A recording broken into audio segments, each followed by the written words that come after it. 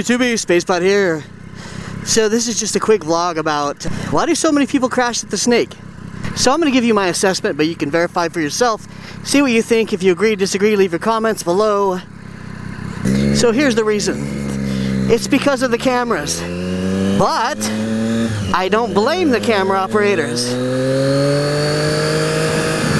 So keep that in mind. If you are Rnickeymouse, Shera, or Shera as I like to call you, or Rockstar Photos, or whoever it is, or the audience, this is the reason people ride over their head.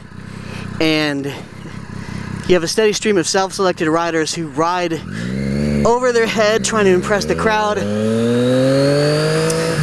trying to look good on camera for posterity, whatever, being a hero, being a zero.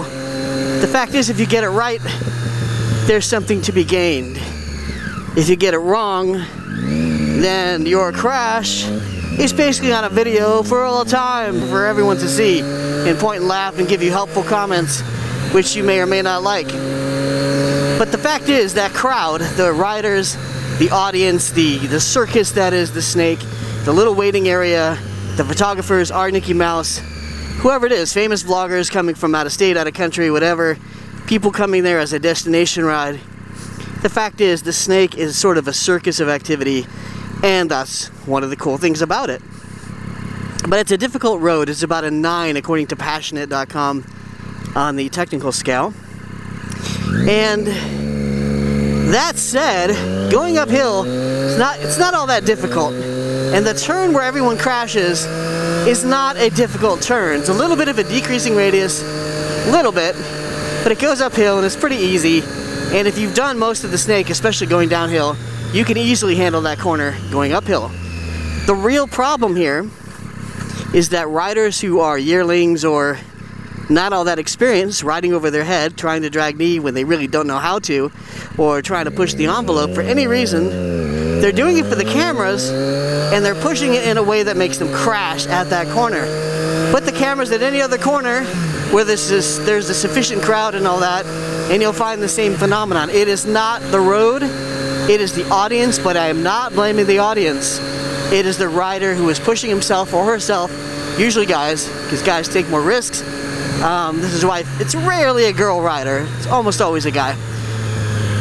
Oops. Emergency vehicle, make sure you pull over, don't stop like a fucking idiot in the middle of the road. So, it is people pushing themselves to look on cam, whatever that is, or to look good for the audience. And that audience is comprised of very good riders often. There are some specialists who go there. There are people who go there on slicks and trailer their bike there. There are people who could be in the AMA or on the Snake looking good, impressing people. And if you're not able to ride at that level, don't do it for the cameras. The fact is, performance anxiety is a real thing. And it's not even just performance anxiety, it's like the pressure to perform. And there are lots of reasons why people have a pressure to perform. And cameras are just one of them. Could be a crowd of kids asking you to wheelie. Could be a cute girl. Could be another rider, could be a group ride. This same phenomenon is why people crash. And the way you can prove that it's not just the corner is because car drivers crash there for the same reasons. There's lots of footage of car drivers going way over their heads, crossing the double yellow, driving in a way that's irresponsible, or getting people hurt, or causing them to crash because of the cameras, because of the crowd. So that's what it is, people.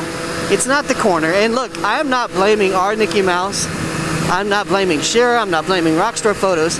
I'm not blaming any audience member or camera. Really, it's the rider.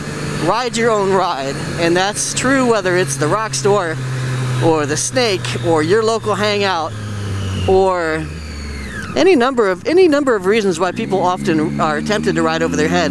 Group rides also have this effect, which is why you often see more crashes, more mayhem in a group ride.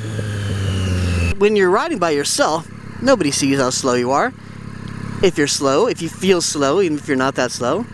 So people who feel self-conscious may push themselves in a group setting, or when there are other eyes on them, when there are cameras on them, when it counts, right? And that's when trouble can happen. And I've seen it myself time and again. And I've felt it myself. I felt the pressure to perform in a group with other riders, keeping up, being pushed for cameras at the Rockstar, at the Snake. You know, I get that. I'm not immune to it either. I am human, but I'm 48. I've had time to live, and I've had time to learn to accept the fact that, you know what, I'm not a fast rider. I'm quicker than some. I ride at a pace that's comfortable, that doesn't scare me silly, that's not going to kill me, because I consider a successful ride one to be where I survived at the end and I didn't scare myself silly, although sometimes it's fun to push the envelope, and that is how we learn. See, I've already covered this in the risk-taking video. Often that's how we learn at a very young age too. We take a lot of risks and we learn our skills, our limits, etc. That's how we learn.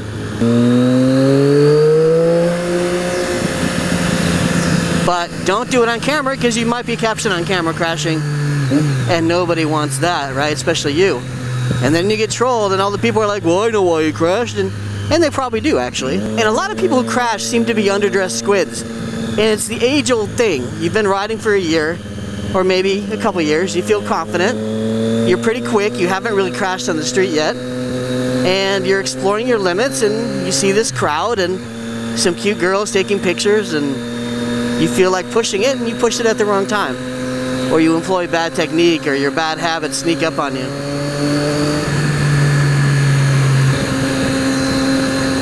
So, it's not the photographers, it's not the audience, and yet they are the reason that individuals are self-selecting to ride over their heads. So lesson learned, don't ride over your heads. Rnickeymouse, I'm not blaming you, sir. I love your videos. I'm glad there are people like Rnickeymouse and others that take pictures there. I think it's cool. I've had a picture of myself taken there, and I was happy to purchase it. Rockstar photos, yeah, baby.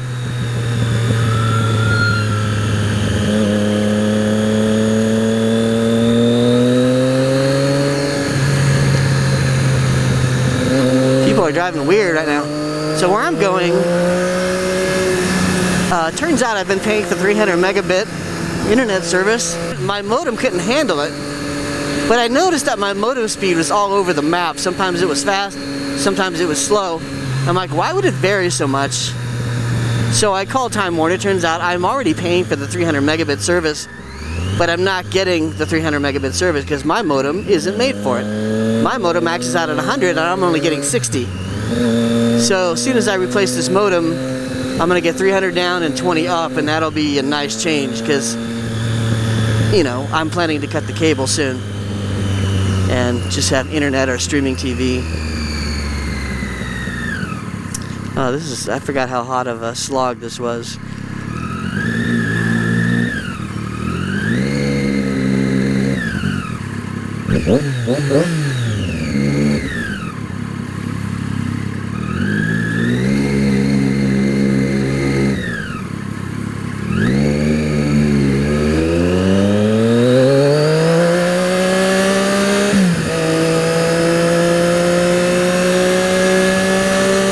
So that's my vlog for today, everybody. Thanks for watching. We're about to hit 27,000 subscribers. I'm growing slowly, but slow and steady wins the race. And thanks for watching me, and check out my links if you like.